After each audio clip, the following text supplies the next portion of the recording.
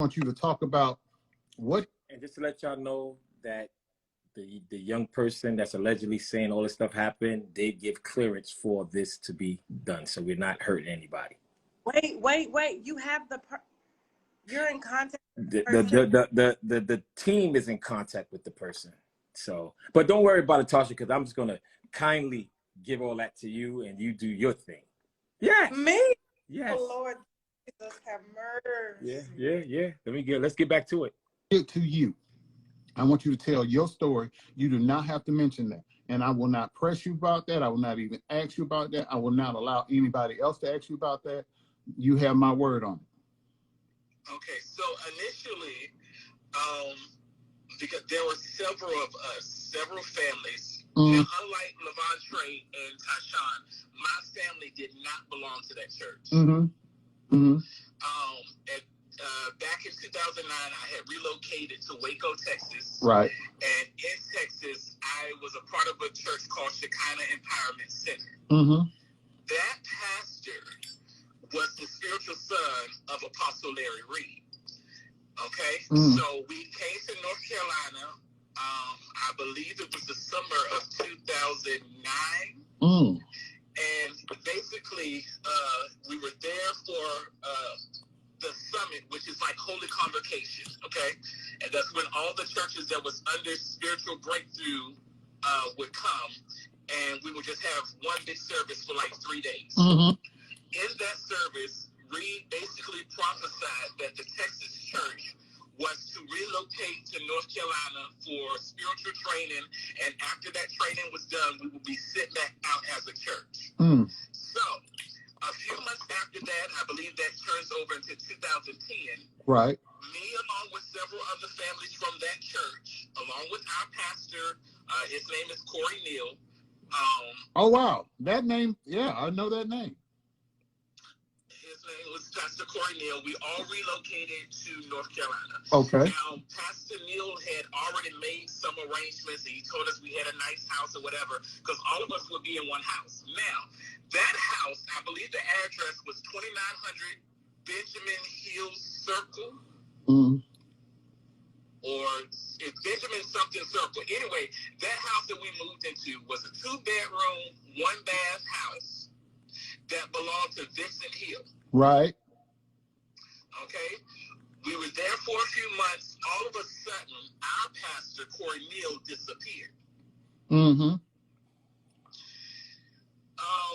So I said all that to say that this, by default, I ended up as a member of Breakthrough Temple because our pastor disappeared and basically neglected the members of the Texas church. Wow. So because we moved there because, quote unquote, God said, even though our pastor disappeared, we remained at the church. Okay, so a few months after that, I had went to Reid in confidence to discuss some things that had happened in my childhood that I had never shared with none of my pastors with the exception of one. Now, that pastor was a bishop who is now deceased. I will not bring up his name. Got you. But I didn't go far with that because eventually that pastor started to come on to me as well. So I ended the conversation. I didn't go into more details. I left that church. I remained silent for years. So being that Reid was a quote-unquote a licensed counselor. But we know that's fake now. Who better to talk to than my pastor? Right. So I went with him. I basically disclosed to him that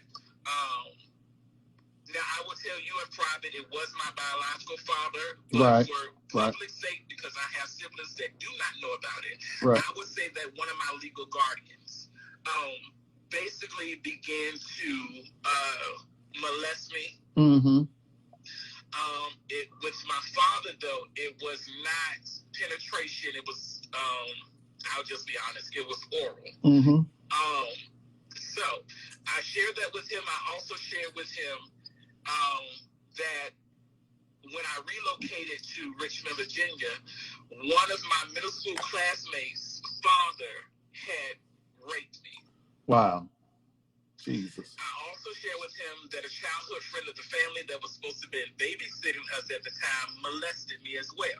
So he knew all of this. He also knew because of, as a result of that, because all of these were men, I began to question my sexuality. Not just because that happened to me, but because some of the things that my rapist and my molester said to me. Right. Things like, this wouldn't be happening to you if you didn't look like your mom.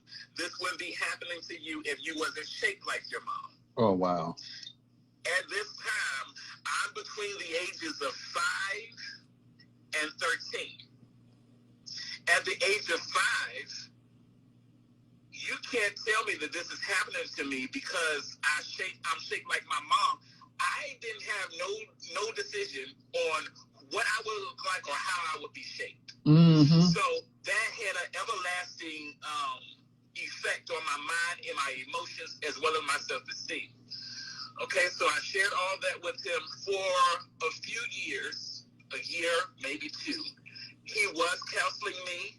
He even had me to confront my mother because when one of the molesters was molesting me, she actually walked in on it.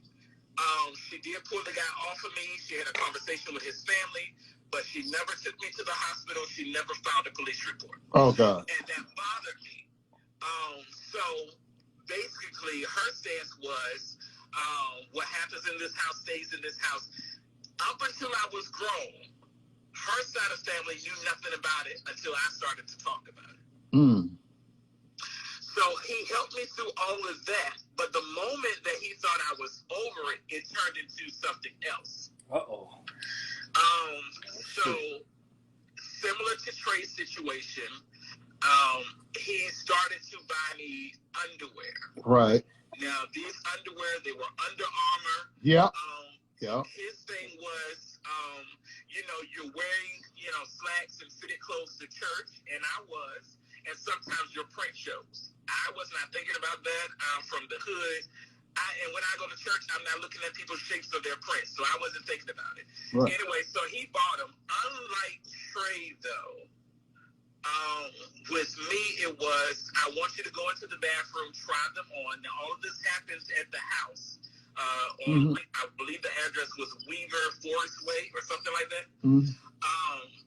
And so when I would come out, he didn't want me to have on nothing on but my underwear. My whole thing was, I could put the underwear on, my clothes on, and then you'll be able to tell if you can see my print or not.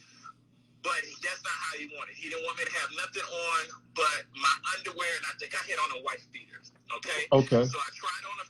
So just to let y'all know, right now, he's giving his side of the story, what Larry Reid was allegedly doing to him. Okay, just to let y'all know. Yeah, so let me take that back a little bit. I'm talking about the molester his mom pulled off of him. He's allegedly talking about Larry, I guess, allegedly doing these things to him. Yeah, this part right here. Here we go. I'm going to take it back a little bit. Boom. I've never heard this. This is crazy. Here you go. Boom. Way or something like that. And so when I would come out, he didn't want me to have on nothing on but my underwear. My whole thing was, I could put the underwear on, my clothes on, and then you'll be able to tell if you can see my print or not. But that's not how he wanted. He didn't want me to have nothing on but my underwear, and I think I had on a white beater. Okay? So I tried on a few pair, went back into the bathroom, changed. Then another time, that was one day. Another time he had got some more. These were a little bit longer. So I did the same thing, except for this time, as I went to walk away, he basically pulled my underwear down and tossed me on his bed. And he put his face in my tail. So that's how it started. And how old were you? And now I was grown, but I think I was like 19 something. So I was not underage. I was grown. However, I'm not sure. Well, I'm pretty sure they did tell you this, and I believe I heard it in one of the conversations. If you was a member of Breakthrough Temple, that was the name of the church at that time, right? Let's see. When I first came there, the name of the church was Breakthrough Temple Pentecostal Holiness Church. Then it changed to just Breakthrough Church. So I want to say by the time we moved to Weaver Forest Way, the name of the church was just the Breakthrough Church of North Carolina. Okay. But if you was a member of that church, you could not have friends outside of that church. And if your family was not a part of that church, you really was not supposed to be associated with your family. So when all of this is happening, because I'm only thinking that it's happening to me, I had no one to talk to. I could not turn to my family because in a sense I had cut my family off. So he was running a cult. When you first get to that church, you do not think it's a cult, but when you become knowledgeable of certain things, then your eyes are open and you realize what you're in. So it wasn't until I was there for years that I realized this is a cult and I need to get out of it. Eventually the conversation shifted to, well, maybe we need to do something to see if you're still attracted to guys. That test that he gave them, the gay test. Yeah, so I guess this now becomes my gay test. I said, well, Apostle, I don't mean any harm, but if you want to know if I'm still attracted to guys, all you have to do is ask me and I will tell you. And he's so they, well, no, I mean, you won't know until you do something. And I'm like, well, if anybody is touching my body, whether it's inappropriate or not, my nerve endings do not know that it's inappropriate. There's still going to be a response. So, long story short, he did end up getting what he wanted, taking advantage of me. But a lot of that was mind control. It was times that he would go away. I believe it was T.D. Jakes' conference for leaders. And he would say things like, well, you know, I'm about to go out of town for a few days and you don't want me having sex with anybody that's not, you know, that's not going to cover me and have the potential to expose me. You don't want your leader exposed, do you? And he don't even like Bishop Jakes now. He talks about Bishop Jakes bad. Yeah, and even though I was not attracted to Reid, and even though I did not want to do it, I fell victim to that manipulation and control. So he did get what he wanted out of the deal. He went all the way. However, it was only 2 times. That third time, I said, hey, we need to have a conversation with your wife. Because what I felt like is she was away stationed in Louisiana, and he used to say stupid stuff like, yeah, every time she get to acting crazy, God got to send her away. Meaning that it was God that had her relocated to Louisiana for the military. Anyway, what I felt like is that he wanted me to play the wife role at home while his wife was away. I did not like that. Also with Trey, sometimes outside of his bedroom, he would come behind me in the kitchen and fill on me. He would broke my behind or do something crazy. And I believe there was like 2 times that Kendall was around, but Kendall really wasn't paying attention. Is Kendall gay? I know his twin is gay. I do not know if Kendall is gay. Kendall never tried anything with you, did he? Nobody in that ministry ever tried anything with me other than Reid. Okay. All right. In the house, Kendall was present in the kitchen when Reid grabbed me a few times, but he was not paying attention. More so because it's like his back was turned on. He was walking inside of the pantry. But there was one time at the church. Now, this is when at the event center, I believe it was called the Perimeter or something, that was in Morrisville. Right. That's where they were having church when I was excommunicated. There was basically like an overflow room with a divider, a wall up. And I was in there. I was doing something. I think I was preparing to open up service because at that time I had multiple positions in the church. And it was my job to be one of the intercessors that opened up prayer before service. So I was getting myself together for that. Reid came in, and basically, he was touching my behind again. But this time, Kendall walks in, and Kendall said something to him. And he was like, Reid, you wasn't just touching Delquan's behind, were you? And he said, no, I was just fixing his shirt. His shirt was tucked down, da-da-da-da-da. And Kendall said, well, that's not what it looks like. Now, that's the only time that I believe somebody saw him actually doing something to me. Let me backtrack a little bit. After I told him we needed to have a conversation with his wife, he basically no longer wanted me around.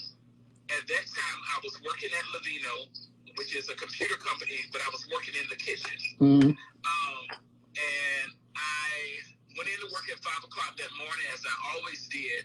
But around my lunch break, which is like 1 something, I went and got my phone because we could not have our phone on us. Right. And I opened up the phone and I had a text message from Kendall. Mm-hmm. The text message read along these lines. I heard that you were moving. Do you want me to start packing your stuff? They put you out the house and out the church the same day. The same day. But up until that text message from Kendall, I did not know that I was being excommunicated. Wow. I knew that Reid was upset with me because that text message came on a Monday. I knew he was upset with me because he made his last attempt on a Saturday. We had church the following day. Mm-hmm. But when I got up to lead prayer like I normally would, he snatched the mic from me and said, I don't need you today. Oh, wow. In front of the church. Now, I was not technically over the young people, but a lot of the young people in the church looked up to me because I was like the closest in age to them. And they actually saw me being an example as far as how to carry yourself as a young man in the church. Right.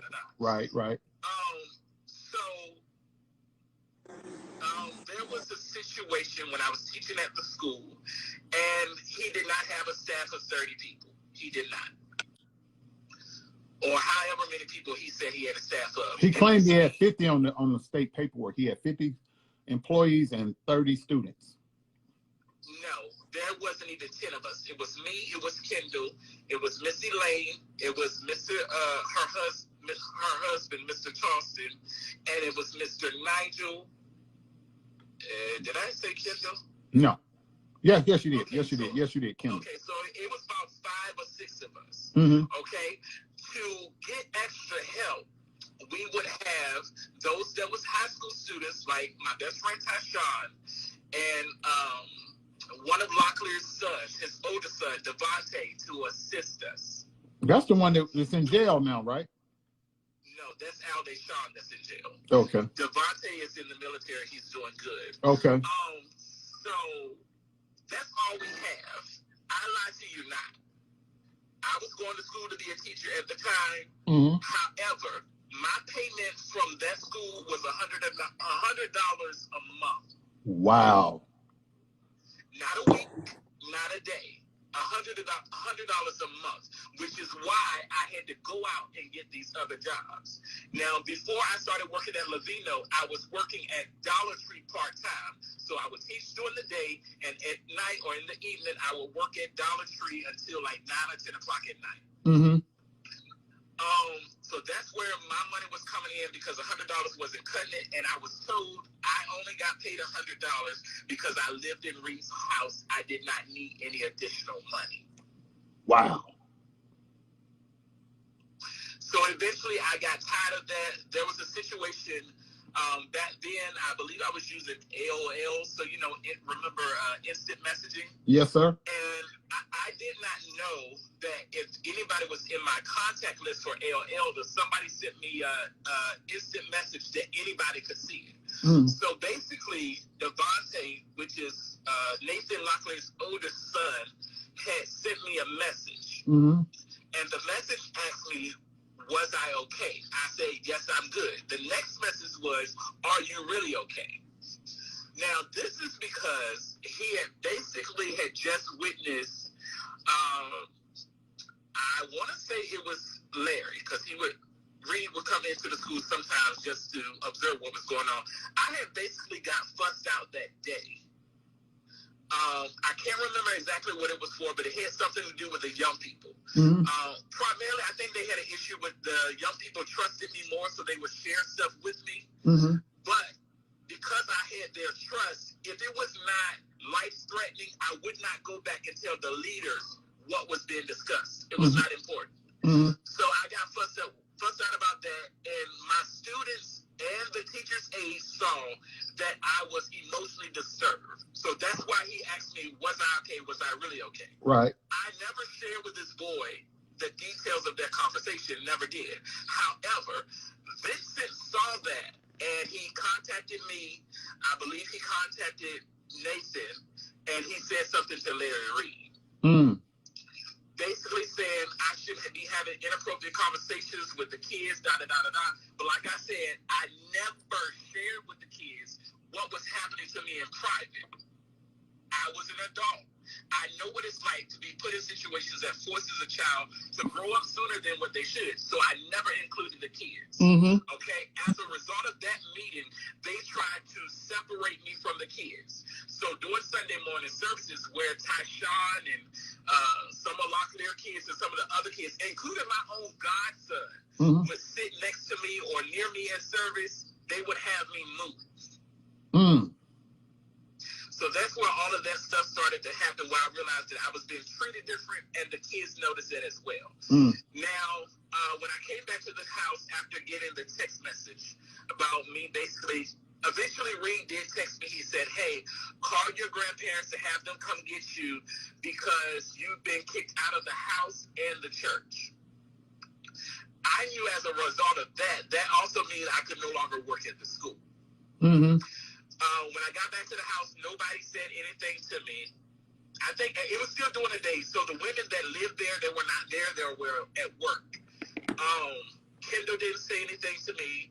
Vincent, I believe he was in his room working. All right, y'all. So look, I'm gonna play a little bit more of it, and then I'm gonna stop. But this is the alleged young man that was stated allegedly by this young man that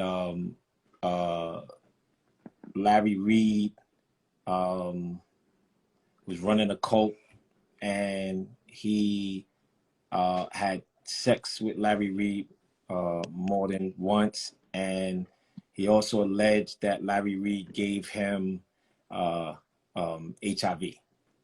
That's all what this guy's talking about. And the reason why I'm letting y'all hear the whole thing is so you can hear his truth. You can hear he's connecting everything, connecting everybody. And, you know, I'm gonna make sure this audio is available, but I know how you guys feel. No bishop is supposed to be doing this, but at the end of the day, he shouldn't have started with me, and that's just what it is, period, point blank. So I'm going to finish playing this. I think it's like 10 more minutes of it, so we can hear his truth. And all of this is alleged. This is this guy's truth and what he says, but yet